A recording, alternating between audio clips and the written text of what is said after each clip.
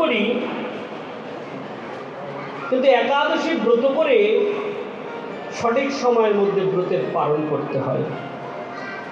আমি আজকে একাদশী করলাম, কালকে শুনলাম পালন, অনেকে জিজ্ঞাসা করছে কটা পর্যন্ত পালন, বলছে 9টা পর্যন্ত, কিন্তু পালন করলাম বেলা 12টার সময় গিয়ে। নিতাই গৌর হরি বল হয়ে গেল। কেন? বলছে যথা সময়ের মধ্যে যদি ব্রত করে ব্রতের পালন না করা হয় তাহলে ব্রত কি হয়? নিষ্ফল হয়ে যায়। এমনই একটা সুন্দর চরিত্র আমরা শ্রবণ করব। মরিচের পুত্র হচ্ছে কশ্যপ, কশ্যপের স্ত্রী হচ্ছে দক্ষ কন্যা অদিতি, এই অদিতির পুত্র হচ্ছে সূর্য, সূর্যের স্ত্রী হচ্ছে সংজ্ঞা, সংজ্ঞার পুত্র হচ্ছে বৈবস্বত। এই বৈবস্বত মনুর কোনো পুত্র ছিল না।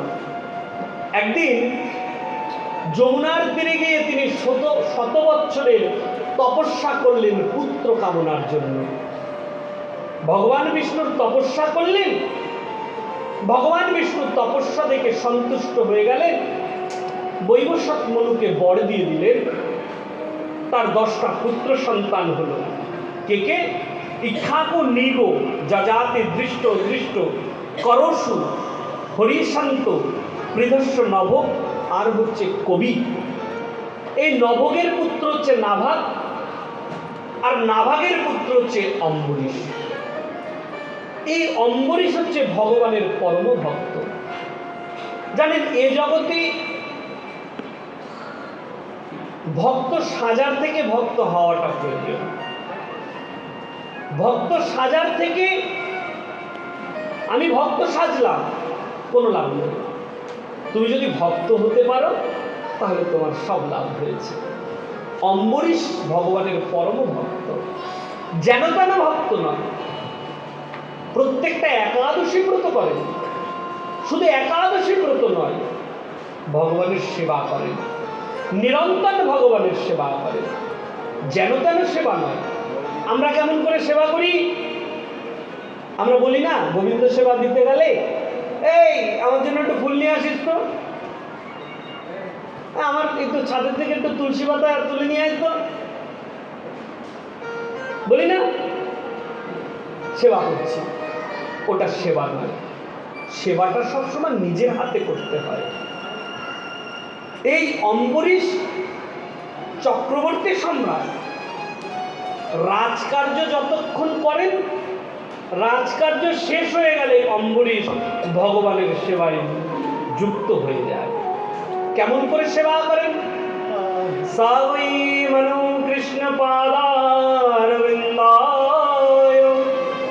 বাচাংসি বৈকুণ্ঠ গুণানবর্ণনে করো হরো মন্দিরো মর্জনোদিষু শ্রুতি চকরো চূতো সৎকথাদৈ করো হরো মন্দিরো মর্জনোদিষু। নিজ হাতে অম্বরীশ মন্দিরে ঢুকে মন্দির মার্জন করেন, নিজে হাতে মন্দির পরিষ্কার করেন। গোবিন্দ সেবা দেওয়ার জন্য নিজে ফুল তুলে আনেন। শুধু দেহ দিয়ে গোবিন্দ সেবা করছেন না, দেহের অভ্যন্তরে যে ইন্দ্রিয় রয়েছে সেও দিয়ে তিনি গোবিন্দ সেবা করেন। কর্ণ দিয়ে গোবিন্দ সেবা, নিরন্তর গোবিন্দের গুণগান শ্রবণ করেন। জিহ্বা দিয়ে গোবিন্দের সেবা করেন, জিহ্বা দিয়ে গোবিন্দের গুণগান করেন। নিরন্তর গোবিন্দ সেবার মধ্যে যুক্ত হয়ে থাকে। কিন্তু নিত্য নিয়ম কখনো ভঙ্গ হয় না। নিয়ম কি? বলছে নিত্য নিয়ম হচ্ছে একাদশী ব্রত। ভগবানের প্রিয় ব্রত কি জানেন? 2টো ব্রত। এক হচ্ছে একাদশী ব্রত, আর দ্বিতীয় হচ্ছে নিয়ম মাসে দামোদর ব্রত। যে জীব এই 2টো ব্রত করেন, একাদশী ব্রত, দামোদর ব্রত, সে ভগবানের খুব প্রিয় পাত্র হন। আর যে ভগবানের প্রিয় পাত্র হন, ভগবান তাকে কোথায় রাখে জানেন? ভগবান তাকে তার চরণে বৈকুণ্ঠে স্থান দিয়ে দেয়। বৈকুণ্ঠে স্থান দিয়ে দেয়, চরণে স্থান দিয়ে দেয়। সেই অম্বরীশ নিত্যদিন একাদশী ব্রত করেন, শুক্লপক্ষে কৃষ্ণপক্ষের দুটো একাদশী। কিন্তু হিংসা কিন্তু বাবা দেখবেন এই জগতে একজন বড় লোক হয়ে যাচ্ছে, হিংসা হচ্ছে, আরে ওর এত সম্পদ হয়ে গেল, ওরকম হিংসা আর একজনেরও হয়। কি জানেন? ওই যে স্বর্গে বসে রয়েছে স্বর্গের রাজা দেবরাজ ইন্দ্র, তার হিংসা হয় কেন? বলছে আমি স্বর্গের রাজা, ভগবান তো আমার দিকে কোনোদিন তাকায় না।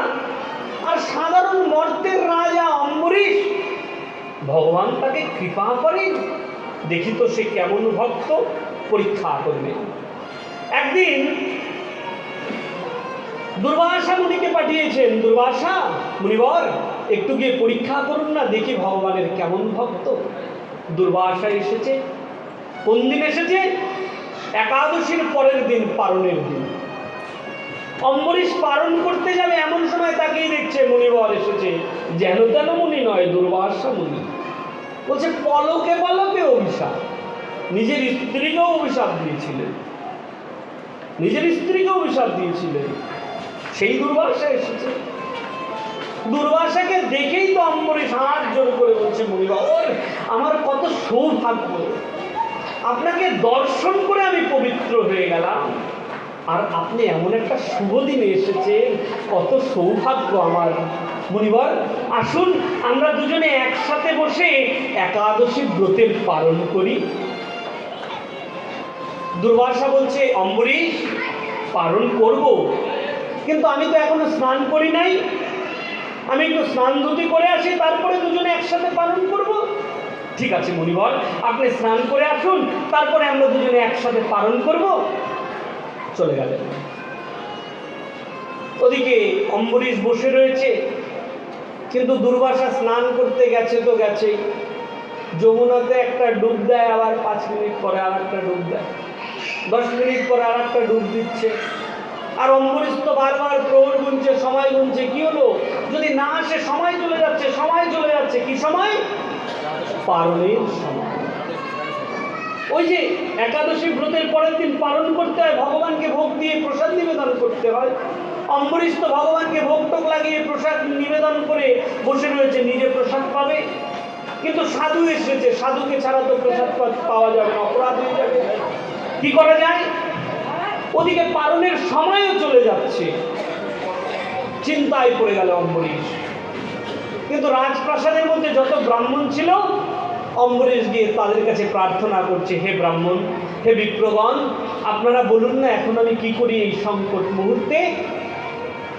ব্রাহ্মণরা তখন অম্বরীশকে যুক্তি দিল, অম্বরীশ একটা কাজ করো, যদি কখনো কোনোদিন কোনো সংকট হয়, তাহলে ওই সংকট মুহূর্তে তোমার কাছে যদি অন্নপ্রসাদ নাও থাকে, যদি ভগবানের বিষ্ণুর চরণামৃত থাকে, তাহলে সেই চরণামৃত দিয়েও পালন করা যায়। আর তোমার কাছে তো বিষ্ণুর চরণামৃত তুলসী পত্র রয়েছে, অম্বরীশ তুমি একটা কাজ করো, ভগবানের বিষ্ণুর চরণামৃত তুলসী পত্র দিয়ে তুমি ব্রতের পালন সম্পূর্ণ করো। সঙ্গে সঙ্গে অম্বরীশ কি করলো? ভগবানের চরণামৃত তুলসী পত্র মুখে দিয়ে যখনই পালন ভঙ্গ করেছেন, তৎক্ষণাৎ দুর্বাসা এসে হাজির হয়েছে, পরীক্ষা নিতে এসছে। তো এসেই বলছে, আরে দুষ্টু, তোর তো বিনাশ হয়ে যাওয়ার কথা। সঙ্গে সঙ্গে দুর্বাসা কি করেছেন? জটা ছিঁড়ে মাটিতে ফেলে দিয়েছে। জটার থেকে সঙ্গে সঙ্গে এক বিশাল রাক্ষসী উৎপন্ন হয়ে গেল, নাম হলো কৃত্তা। জন্ম নিয়ে চিৎকার শুরু করে দিয়েছে, আর দুর্বাসাকে বলছে, মহারাজ মহারাজ বলুন, আমি আপনার দাস, কিভাবে আপনার সেবা করব বলুন। হে কৃত্তা, ওই যে সম্মুখে দেখছো না দুষ্ট রাজা দাঁড়িয়ে রয়েছে, তুমি গিয়ে তার প্রাণটা কেড়ে নাও। যখনই কৃত্তা এসে অম্বরীশের প্রাণ নিতে যাবে, সঙ্গে সঙ্গে ভগবানের সুদর্শন চক্র এসে কৃত্তা রাক্ষসীর মস্তক ছেদন করে তাকে খণ্ড খণ্ড করে দিল। ওইখানে কৃত্তার গোবিন্দাই নম হয়ে গেল। এখন সুদর্শন চক্র কি করছে? কৃত্তা রাক্ষসীর প্রাণ নিয়ে দুর্বাসা মুনির পিছনে ধাবিত হতে লাগলো। দুর্বাসা তো সুদর্শন চক্র দেখেই ভয় পেয়ে গেল। ত্রিভুবন গুরচার হয়েছে, ত্রাইমং ত্রাইমং ত্রাইমং, বাঁচাও বাঁচাও বাঁচাও বাঁচাও। ত্রিভুবন ঘুরতে লাগলো, কিন্তু সুদর্শন কোনো জায়গায় থামলো না। উপায় না পেয়ে ব্রহ্মার কাছে এসেছে, ব্রহ্মাদেব আপনি কৃপা করুন, সুদর্শনকে শান্ত করুন। ব্রহ্মা বলছে এটা আমার দ্বারা সম্ভব না। মহাদেবের কাছে গেলেন, মহাদেব বলছে আমার দ্বারা সম্ভব নয়। ভগবান বিষ্ণুর কাছে গেলেন, ভগবান বিষ্ণুর কাছে গিয়ে বলছে হে আরাধ্য, আপনি কৃপা করুন, আপনার সুদর্শনকে শান্ত করুন। ভগবান বিষ্ণু কি বলল জানেন? বলছেন আমার দ্বারাও সম্ভব নয়। দুর্বাসা তো চমকিত হয়ে গেল, আপনার সুদর্শন আপনি শান্ত করতে পারবেন না? ভগবান মাথায় হাত দিয়ে দুর্বাসাকে বলছে দুর্বাসা, তুমি কি ভেবেছো আমি স্বতন্ত্র? স্বতন্ত্র কথার অর্থ কি? যে নিজের ইচ্ছাতে চলে। তুমি কি ভেবেছো আমি স্বতন্ত্র? তাহলে কি আপনি? বলছে আমি স্বতন্ত্র নই দুর্বাসা, আমিও পরতন্ত্র। আপনি পরতন্ত্র? আগে তো কোনোদিন শুনি নাই। তাহলে আপনি কার পরতন্ত্র? অহং ভক্ত পরাধীন যা স্বতন্ত্র সাধু গৃহস্থ হৃদয় ভক্তয় ভক্ত জন প্রিয়। আমি কার পরতন্ত্র জানো দুর্বাসা? আমি তো আমার ভক্তের পরতন্ত্র। আমার ভক্ত আমাকে যেমন করে নাচায় আমি তেমন করে নাচি, আমার ভক্ত আমাকে যেমন করে কাঁদায় আমি তেমন করে কাঁদি। তুমি কি ভেবেছো আমার দ্বারা তো সম্ভব নয়? তাহলে বলছে তুমি আমার যে ভক্তের চরণে অপরাধ করেছো, আমার ভক্ত যদি তোমায় কৃপা করে তাহলেই তোমার মুক্তি হবে দুর্বাসা। দুর্বাসা আর কোনো কুল কিনারা না পেয়ে দৌড়ে চলে আসলেন অম্বরীশের কাছে। অম্বরীশের কাছে এসে অম্বরীশের চরণ ধরে কাঁদতে লাগলো আর অম্বরীশের কাছে প্রার্থনা করছে, মহারাজ।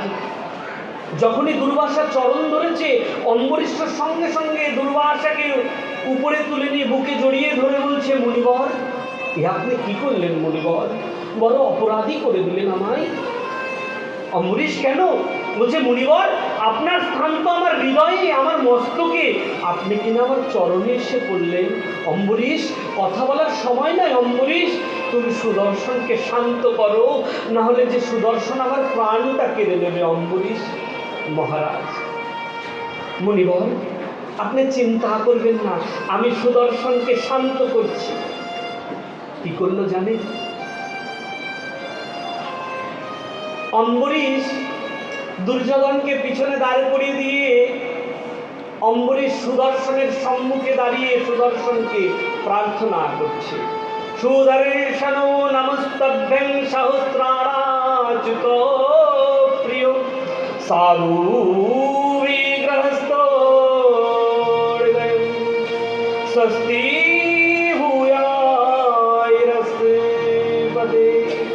সুদর্শন নমস্তভ্যং सहस्राराचित प्रिय सर्वत्र घातीन विप्राय शक्ति भूयायरस्पते। हे सुदर्शन भगवान, अपनी शांत होन, शांत होन। সঙ্গে সঙ্গে সুদর্শন ভগবান ওইখানে দাঁড়িয়ে চতুর্ভুজ রূপ ধারণ করলেন। যখনই চতুর্ভুজ রূপ ধারণ করেছেন, অম্বরীশ সুদর্শনের চরণে প্রার্থনা করছে, হে সুদর্শন ভগবান, মহারাজ নিজের ভুল বুঝতে পেরেছে, মুনিগণ নিজের ভুল বুঝতে পেরেছে, আপনি ক্ষমা করুন, আপনি শান্ত হয়ে যান। সুদর্শন তখন দুর্বাসাকে বলছে, দুর্বাসা একটা কথা মনে রেখো, এই জগতে যখনই কোনো ভগবান ভক্তের উপরে আঘাত আসবে, আমার ভগবান আসতে দেরি করলেও আমি সুদর্শন আসতে দেরি করি না। আমি ভগবানের আগে এসে তার প্রাণ কেড়ে নিয়ে তাকে হরণ করি।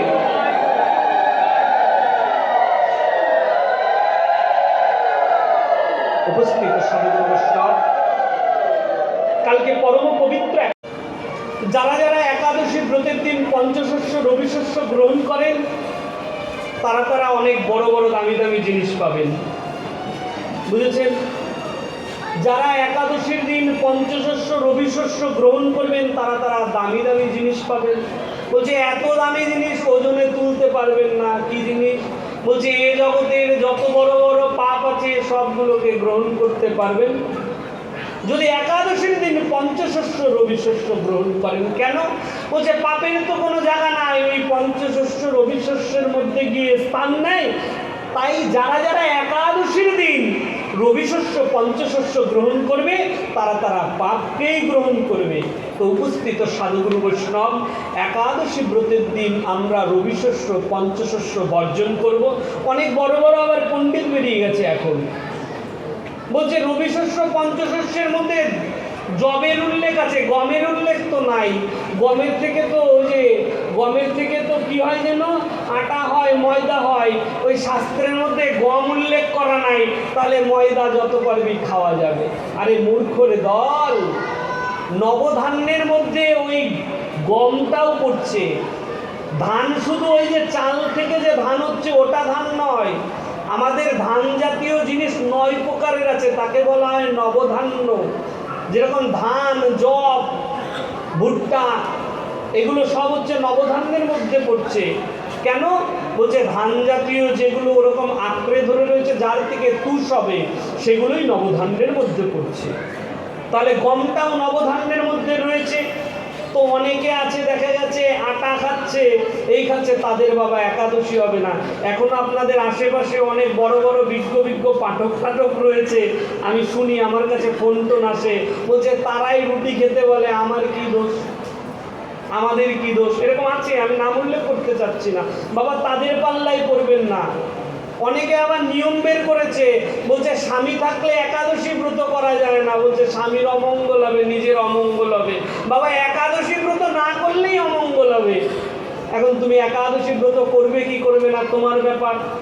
স্বয়ং শ্রীমতী রাধারানী গর্গ সংহিতার মধ্যে উল্লেখ করা আছে, যে জীব একাদশী ব্রত করেন সে ভগবানের প্রিয় পাত্র হয়ে যায়।